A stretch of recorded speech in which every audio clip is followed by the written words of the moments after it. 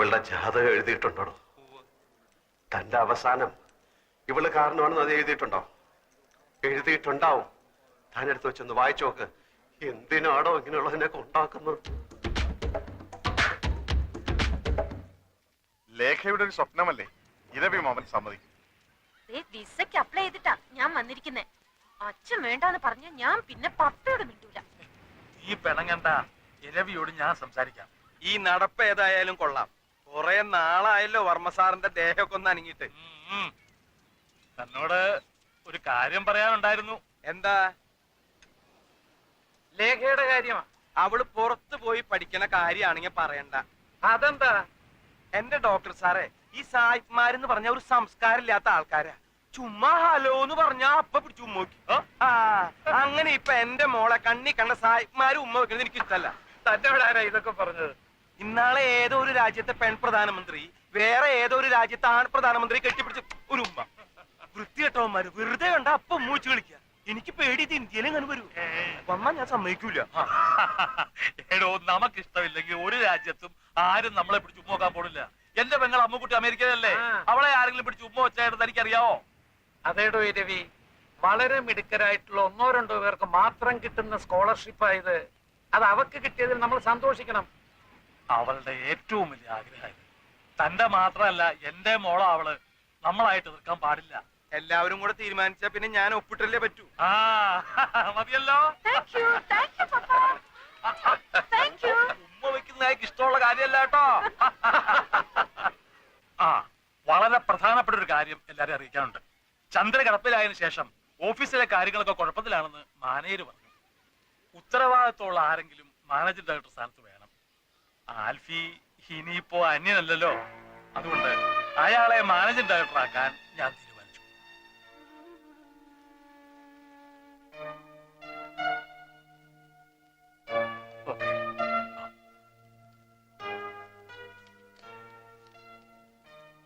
വേറെ ആരെയുമല്ല, എന്റെ മകളുടെ ഭർത്താവിനെ തന്നെയാണ് ഞാൻ ബിസിനസ് കാര്യങ്ങൾ വിശ്വസിച്ചേൽപ്പിക്കുന്നത്. വേറെ ആരെയാ ഞാൻ വിശ്വസിക്കേണ്ടത്?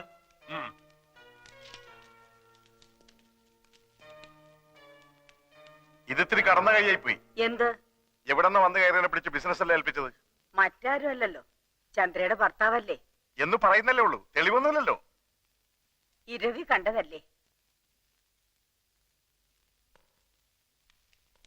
ഇരവിയും കുഴവിയും അമ്മിക്കല്ലും ചേർന്ന് കുടുംബം തല്ലിച്ചതൊക്കെയായിരുന്ന മതിയായിരുന്നു. ഓഫീസിലിരുന്ന് അവിടുത്തെ കാര്യങ്ങളൊക്കെ നോക്കാൻ അധികാരം കൊടുത്തുന്നല്ലാതെ തൊത്തൊന്നും എഴുതി കൊടുത്തില്ലല്ലോ. ഇതെങ്ങാനും ചത്തുപോയാ ഉള്ളതെല്ലാം വാരിക്കൊണ്ട് അവൻ പോവും. വെറുതെ അതും ഇതും പറയാതെ അവളെല്ലാം കണ്ടോണ്ടും കേട്ടോണ്ടും കിടക്കുക. ചന്ദ്ര കേക്കട്ടെ, ഉള്ളതല്ലേ പറയുന്നത്. എനിക്ക് അവനെ കണ്ടിട്ട് തീരെ പിടിക്കുന്നില്ല. നിന്റെ പോലീസ് കണ്ണ, അതിന്റെ കുഴപ്പാ. ഒന്ന് ഞാൻ പറയാം, കാര്യങ്ങൾക്കെല്ലാം വ്യക്തമായ ഒരു തീരുമാനം ഉണ്ടാകാതെ നമ്മൾ ആരും ഇവിടുന്ന് പോകുന്നില്ല. വിരലടയാളം മതിയോ? കയ്യൊപ്പ് വേണ്ടേ? ഇടോ, കൈകൊണ്ട് ഒപ്പിടാൻ വയ്യാത്തത് കൊണ്ടാണ് വിരലടയാളം എടുത്തത്. ആൽഫിയെ മാനേജിംഗ് ഡയറക്ടറായി അപ്പോയിന്റ് ചെയ്തിട്ടുള്ള അവളുടെ ഓർഡറാണിത്. ഇത് ഇന്ന് തന്നെ ഓഫീസിൽ കൊടുക്കണം. കോപ്പി എടുത്ത് എല്ലാ ബാങ്കുകൾക്കും അയച്ചു കൊടുക്കണം. പിടിക്കേ. ഇരവിക്കെന്താ ഒരഭിപ്രായ വ്യത്യാസമുള്ളത് പോലെ? ഇനി ഞാനൊരു സത്യം തുറന്നു പറയട്ടെ.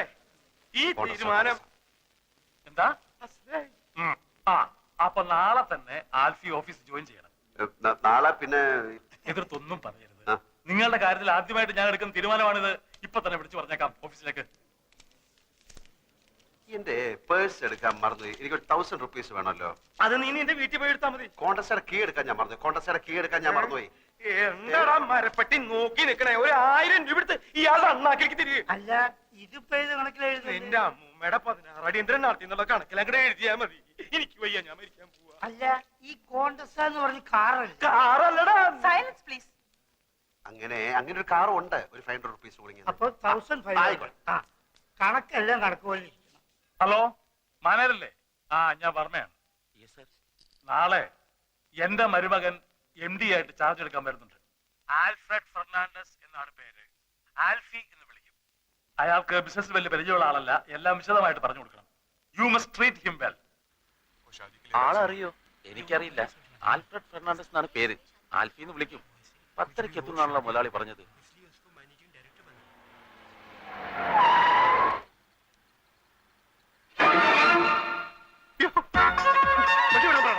വണ്ടി വിടാൻ പറയണം.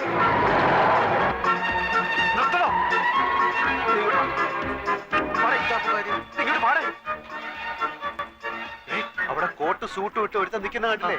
അവനാ എന്റെ അളിയൻ, അവിടുത്തെ മാനേജർ. ഞാനീ മാങ്ങാത്തൊരു ഓർത്തുമില്ല. MD എന്ന് പറഞ്ഞ് ഞാനിപ്പോ അവിടെ കയറി ചെന്നാൽ അതോടെ തീരും ഇവിടുത്തെ ചുറ്റിക്കളി. വൈകുന്നേരം വരെ വെള്ളം കോരിട്ട് വൈകിട്ട് കലവിട്ട് ഉടക്കണോടാ. അപ്പൊ പിന്നെ എന്ത് ചെയ്യും? ആൽഫി എന്ന് പറഞ്ഞ ഒരുത്തനെ അവന്മാര് കണ്ടിട്ടില്ല. അതുകൊണ്ട് നീ ആ വേഷം കെട്ടിയാ മതി. അയ്യോ, അവന്മാരെ കണ്ടുപിടിച്ചാൽ ഇല്ല, വാ തുറന്ന് ഒരു അക്ഷരം മിണ്ടായിരുന്നാ മതി. എന്ത് ചോദിച്ചാലും ഗമയിൽ തട്ടി മൂളിക്കണം. ഫയൽ വല്ല ഒപ്പിട്ടാൻ കൊണ്ടുവന്ന് കഴിഞ്ഞാൽ വീട്ടിൽ കൊണ്ടുപോയി പഠിച്ചിട്ട് തരാമെന്ന് പറഞ്ഞ് എന്റെ കൊണ്ട് തന്നാ മതി. ബാക്കി ഞാൻ നോക്കിക്കോളാം. നമ്മളെ കണ്ടാൽ MD ആയിട്ട് തോന്നുന്നു. നിന്നെക്കാട്ടിലും വിവരം കേട്ടവന്മാർ MD-കളായിട്ട് പല സ്ഥലത്തിരിപ്പുണ്ട്. അതുകൊണ്ട് നീ അതിനെപ്പറ്റി ഒന്നും ആലോചിക്കണ്ട. പക്ഷേ നീ ഇങ്ങനെ പോയാൽ ശരിയാവില്ല. നീ ഷർട്ട് അകത്തോട്ട് എടുത്തു വരും. എന്താന്നാണ് ഇത്? കൊല വഴിപ്പിക്കാൻ ചാക്കി കെട്ടി വെച്ചിരിക്കുന്ന.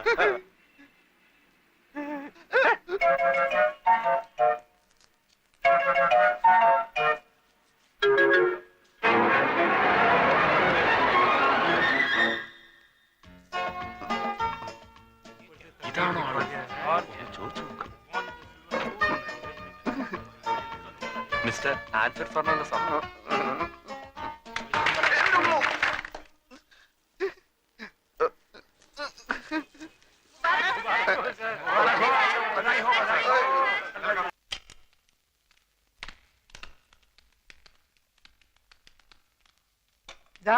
സാരി ഇവിടെ വെച്ചിട്ടുണ്ട്.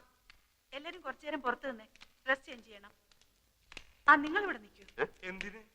ഈ കുട്ടിയുടെ ഡ്രസ്സ് മാറ്റണം. അതിനൊരാളുടെ സഹായം വേണം. ഹസ്ബൻഡ് നിൽക്കട്ടെ. അത് വേണ്ട, താങ്കൾ വന്ന്. താ വെളിയിൽ പോയേ. സാർ ഇവിടെ നിൽക്ക്. 3 പേര് വെളിയിൽ പോകും. സിസ്റ്റർ ഒറ്റയ്ക്ക് ഉടുപ്പ് മാറ്റിയാൽ മതി. അന്തസ്സുള്ള കുടുംബത്തിലെ പെണ്ണുങ്ങൾ തുണി മാറ്റുന്നിടത്ത് ആണുങ്ങൾ നിൽക്കാൻ പാടില്ല. ഭാര്യയുടെ തുണി മാറ്റുന്നിടത്ത് ഭർത്താവിന് നിൽക്കാലോ? അത് ഭർത്താവാണെങ്കിലല്ലേ? ആ, നിക്കാം. ഭർത്താവാണെങ്കിൽ നിക്കാം. പക്ഷെ നമ്മൾ നാണോ മാനോളവരല്ലേ? ഞാൻ പോയിക്കോളാം. എന്നോടല്ലേ വെളിയിൽ പോകാൻ പറഞ്ഞു? ഒരു കാര്യം എത്ര പ്രാവശ്യം പറഞ്ഞാ മനസ്സിലാവില്ലേ? ചെയ്യുന്നത് തെമ്മാടിത്തരാണെന്ന് ഓർക്കണം. ഞാനെന്ത് ഇവിടെ സമ്മതിക്കുന്നില്ല. പിന്നെ ആര്? ഇവര് അതെ, ഈ കോൺഗ്രസ്സുകാർ എന്തിനാ? നിന്റെ അമ്മൂമ്മയുടെ 2 അങ്കട്ടിന് പോവാൻ. എന്റെ കാലിന്റെ അടിയിൽ തീയ. അതിനിത് ടൈൽസ് അല്ലേ? എനിക്കറിയാൻ മേലാഞ്ഞിട്ട് ചോദിക്കുക, ഈ ഭർത്താവില്ലാത്ത പെണ്ണുങ്ങളുടെ തുണി ഇവരെങ്ങനെ മാറ്റുക? അല്ല, അങ്ങനെ പാടില്ല എന്നാണ് പ്രമാണം. എന്തെങ്കിലും ഒരു അഭിപ്രായം ചോദിച്ചാൽ താൻ തന്റെ വായ തോന്നിയ അഭിപ്രായം പറയാ. ഇയാൾ ചാടി കളിക്കുന്ന കണ്ടാ തോന്നുന്നു ഇയാളുടെ ഭാര്യയുടെ തുണിയാണ് അയാൾ മാറ്റുന്നത്. അയാളുടെ ഭാര്യയുടെ തുണി അയാൾ മാറ്റുന്നത്. നിങ്ങൾക്ക് എന്താണ്?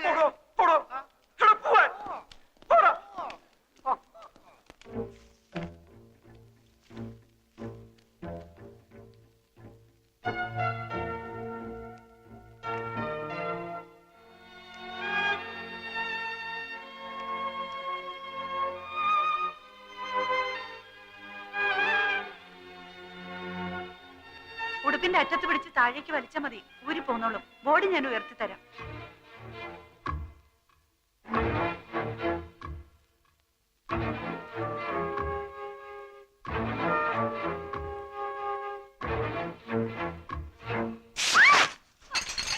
എന്റെ പാവാട എനിക്ക് താടോ.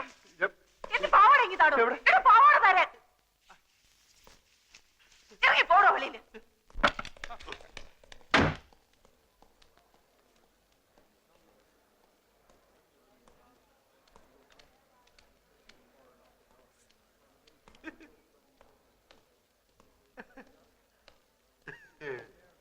എന്താടാ നിന്ന് വിളിക്കണത്? ഇവിടെ ആരെങ്കിലും തുണി അഴിച്ചിട്ട് തുള്ളുണ്ടോ?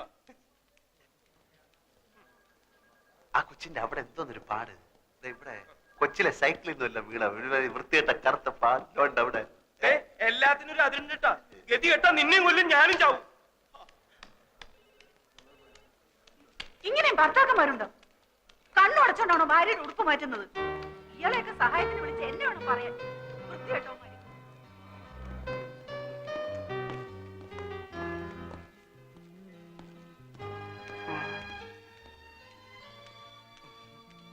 ഇപ്പൊ മനസ്സിലായോ പിള്ള മനസ്സിൽ കള്ളമില്ലെന്ന്?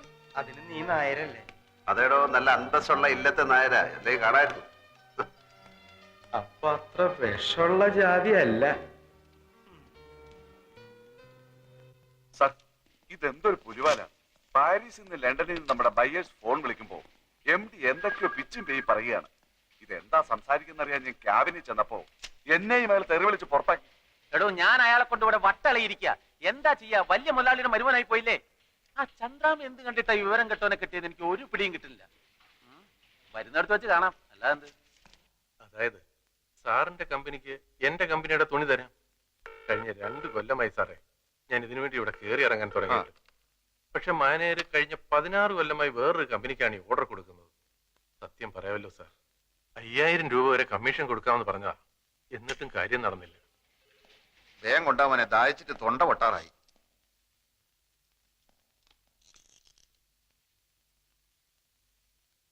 പഞ്ചാര കൂടുതലാണ്, നന്നാറി എസൻസ് ചേർത്തിട്ടില്ല. ഏത് കടയിൽ നിന്നാടോ ഇത്? പോസ്റ്റ് ഓഫീസിനടുത്തുള്ള ആ ഹമുക്കിനോട് ചെന്ന് പറ, ഇങ്ങനെയല്ല ഗ്രേപ്പ് ജ്യൂസ് ഉണ്ടാക്കാൻ. ഓൻ അറിഞ്ഞൂടെങ്കിൽ ഇങ്ങോട്ട് വരാൻ പറ, നമ്മൾ പറഞ്ഞു കൊടുക്കാം. നാരങ്ങ പിഴിഞ്ഞിട്ടില്ലെന്ന്. ഈടെ ജ്യൂസ് എന്താ വേണ്ടിയത്? Grape, pineapple, orange, mango, sathukudi? ഒന്നും വേണ്ട, താങ്ക്സ്. ഇനിയിപ്പോ നിങ്ങള് മാനേജർക്ക് കൊടുക്കാന്ന് പറഞ്ഞ 5000 റുപ്യന്റെ കമ്മീഷൻ ഞമ്മക്ക് തരുക. സാർ, ഒരു മുതലാളിക്ക് എങ്ങനെ കമ്മീഷൻ കൊടുക്കുന്നതായിരിക്കും. അത് സാരമില്ല, ഞമ്മക്ക് പൊതുവെ കമ്മീഷൻ വലിയ ഇഷ്ടാ. നിങ്ങൾ 5000 റുപ്യ തരി. നിങ്ങളെ കമ്പനീന്റെ തുണി ഞമ്മളെ കമ്പനി വാങ്ങുന്നു. എന്താ പോരെ? എത്രയോ വർഷമായിട്ട് വേണുവേട്ടന്റെ വീട്ടുകാർക്കല്ലേ ഓർഡർ കിട്ടിക്കൊണ്ടിരുന്നത്. ഇപ്പൊ ചേട്ടൻ എന്ത് തെറ്റ് ചെയ്തിട്ട് കമ്പനി ഓർഡർ മാറ്റി കൊടുത്തത്? ഞാൻ മാനേജരോട് ചോദിക്കട്ടെ. മാനേജറുടെ സത്യേട്ടൻ ചോദിച്ചു. അപ്പൊ മാനേജർ പറഞ്ഞു ആൽഫിയാണ് മാറ്റി കൊടുത്തതെന്ന്. മാനേജർ മാറ്റരുതെന്ന് പറഞ്ഞപ്പോ ആൽഫയോട് തട്ടിക്കേറിയെന്നും പറഞ്ഞു. അനിയും കുഞ്ഞൊന്ന് വിളിച്ച് ചോദിച്ചു നോക്ക്. സർ, കൺസൈൻമെന്റ് അയക്കാൻ ഇപ്പൊ തന്നെ ഒരുപാട് വൈകി. LC ഓപ്പൺ ചെയ്യണം. എൽസി ഇതുവരെ വന്നിട്ടില്ല. ഓൾ എവിടെ പോയി? സാർ, ഞാൻ അപ്പോഴേ സാറിനോട് പറഞ്ഞല്ലേ കുഴപ്പമാവുന്നു. ദാ വർമ്മ സാർ ലൈനിലുണ്ട്. സാറിനോടൊന്ന് അത്യാവശ്യം വീട്ടിലോട്ട് ചെല്ലാൻ. ഞമ്മക്ക് സൗകര്യം ഇല്ലെന്ന് പറ. അയാൾ വിളിക്കുന്നിടത്തിലൊക്കെ ചെല്ലലല്ലേ നമ്മളെ പണി. അങ്ങോട്ട് വരാൻ സൗകര്യം ഇല്ലാന്ന് പറഞ്ഞു. അങ്ങനെ പറഞ്ഞോ? പറഞ്ഞു സാർ. എന്നാ ഞാൻ അങ്ങോട്ട് വരാം. Okay sir. വർമ്മ സാർ ഇങ്ങോട്ട് വരാന്ന് പറഞ്ഞു. ഞമ്മക്ക് അർജന്റായിട്ട് പുറത്തേക്കൊന്ന് പോണം. വർമ്മ സാർ വന്നാ അയാളോട് പോയി പണി നോക്കാൻ പറ.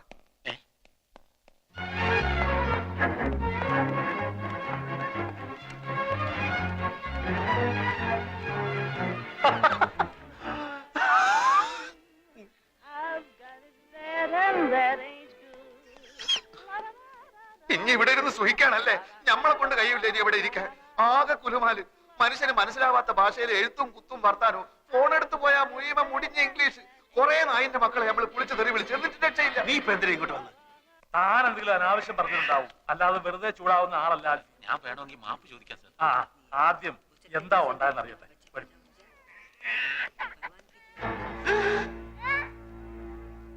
5000 രൂപ വാങ്ങിച്ചോട്ട് 60 ലക്ഷത്തിന്റെ ഓർഡർ നീ കൊടുത്താ? മൈമുന എന്റെ പളയെടുക്കാം. പിന്നെ വേറെന്താ പോയി? മൈമുനയുടെ എന്നെ കൊണ്ട് ഞാനിപ്പോ എന്ത് ചെയ്യും? ഒന്നുകിൽ ആ പണി വേണ്ടത്, എന്നിട്ട് കുറെ കാലത്തേക്ക് ലീവ് ലീവ് ഒന്നും എടുക്കേണ്ട കാര്യമില്ല. ആൽഫിയുടെ അറിവുകൾ കൊണ്ട് സംഭവിച്ചതാണല്ലോ. ഇത്രയും നാള് ആ ഓർഡർ കിട്ടിക്കൊണ്ടിരുന്നത് നമ്മുടെ ഇന്ദുവിന്റെ ചേട്ടനാ. പെട്ടെന്ന് ഒരു കാരണവുമില്ലാതെ മാറ്റണ്ടായിരുന്നു. അവർക്കും വിഷമമുണ്ട്. എനിക്കത് അറിയില്ലായിരുന്നല്ലോ. മാനേജർ പറഞ്ഞില്ലേ? മാനേജർ ഒരു കാര്യം എന്നോട് തുറന്ന് പറയാറില്ല അങ്കിൾ. ആ മാനേജർ എന്ത് ചോദിച്ചാലും കുറെ പേപ്പർ എടുത്തിട്ട് അവിടെ ഒപ്പിട് ഇവിടെ ഒപ്പിട് എന്ന് പറഞ്ഞോണ്ടിരിക്കും. അത് തനിക്കെങ്ങനെ അറിയാം? താനാരാ?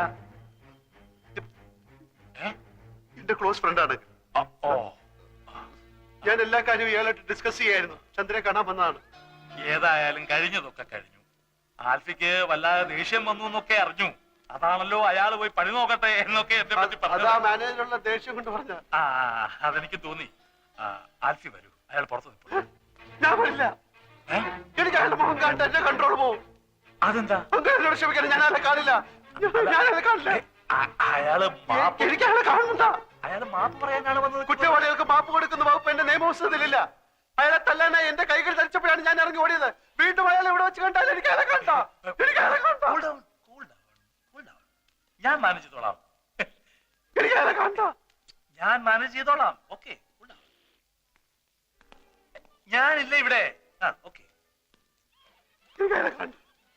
ഞാൻ വിചാരിച്ചത് ശരിയാണ്. തന്റെ ഉള്ളു കുഴപ്പങ്ങൾ. ഇനി എന്തെങ്കിലും പ്രശ്നം ഉണ്ടായാൽ താൻ എന്നെ അറിയിച്ചാൽ. എന്റെ കയ്യിൽ തെറ്റുണ്ടെങ്കിൽ ഞാൻ മാപ്പ് ചോദിക്കാം സാർ. എനിക്ക് അയാൾ ആകെ ടെൻസ്ഡ് ആയിട്ട് നിൽക്കുകയാണ്. മാപ്പ് ചോദിക്കുന്നതൊക്കെ ഓഫീസിൽ വെച്ച് സൗകര്യം പോലെ മതി. ഇല്ല സാർ, ഓഫീസിൽ മറ്റ് സ്റ്റാഫുകളുടെ മുന്നിൽ വെച്ച് ഇൻസൾട്ട് ചെയ്താൽ എനിക്കത് മാനക്കേടാണ്. ഇവിടെ വെച്ചാവുമ്പോ എന്ത് വേണമെങ്കിലും പറഞ്ഞോട്ടെ. തല്ലി നിങ്ങൾക്ക് തല്ലി. മിസ്റ്റർ രവീന്ദ്രൻ, സാറ് സൈൻ ചെയ്താലേ അക്കൗണ്ടന്റ് പണം അടയ്ക്കുമെന്ന് പറഞ്ഞു.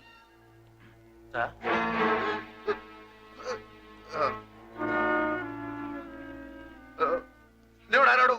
അകത്ത് വരാൻ പറഞ്ഞത്? എന്റെ മുഖം എനിക്ക് കണ്ടെന്ന് നമ്മൾ പറഞ്ഞല്ലേ? വലിയ കോട്ടൊക്കെ ആയിട്ട് ഇറങ്ങിയിരിക്കുന്നു. ഹാബുക്കെ സാർ ഞാനൊരു ഒന്നും പറയണ്ട. ഞാൻ ആൽഫി ആയതുകൊണ്ടും അപ്പു എന്റെ ചങ്ങാതി ആയതുകൊണ്ടും നമ്മൾ പറയാണ്, ഇവൻ എന്ത് ഓഫീസിൽ നടന്നാലും അപ്പ പൊരയിലേക്ക് വിളിച്ചു പറയും. മേലാൽ എന്റെ ഓഫീസിൽ നടക്കുന്ന കാര്യങ്ങൾ പൊരയിലേക്കോ മറ്റോ വിളിച്ചു പറഞ്ഞാൽ നമുക്ക് ഒന്നുകിൽ ഞാൻ അല്ലെങ്കിൽ ഒരാൾ മാത്രമേ ഓഫീസിൽ ഉണ്ടാകും നോക്കിക്കോളൂ. സാർ ചന്ദ്രാമയോട് ചോദിക്കും സാർ. 9 വർഷമായി ആത്മാർത്ഥമായി ജോലി ചെയ്യാണ് ഞാൻ. ഒരു കംപ്ലൈന്റും കേൾപ്പിച്ചിട്ടില്ല. ഇക്കുട്ടീനെ നിങ്ങൾക്ക് എല്ലാവർക്കും പറ്റിക്കാൻ പറ്റും. കാരണം ഓള് പാവ കിടക്കുന്ന കടപ്പ് കണ്ടില്ലേ, ഭയത്തടി വെട്ടിയിട്ട പോലെ. എന്റെ പൊന്നും കട്ടെ മോളെ, എന്നെ ഓർമ്മിച്ച് നമ്മൾ ഇയാളെ വെറുതെ വിടുന്നു. പോ എന്റെ മുമ്പിൽ നിന്ന്.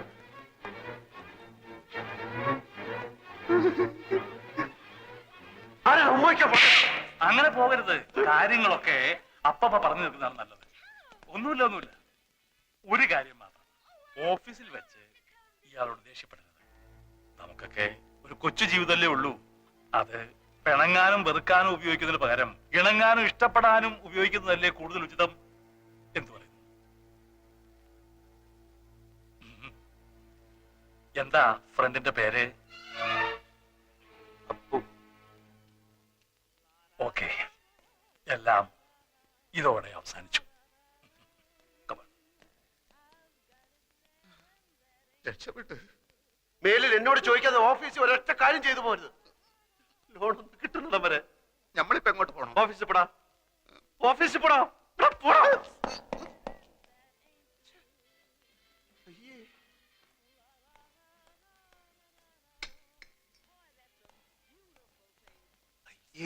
ആ വിവരം കേട്ടവൻ ഇങ്ങനെ കയറി ഉമ്മ വെക്കുമെന്ന് ഞാൻ വിചാരിച്ചില്ല. കൂടെ ഉണ്ടായിരുന്ന മാനേജർ എന്റെ അളിയനാണ്. അതുകൊണ്ട് എനിക്ക് കയറി പിടിക്കാനും പറ്റിയില്ല. സാരമല്ല, ഇത് തുടച്ചാ പോകും. അയ്യേ, എന്തിനാ കരയുന്നത്?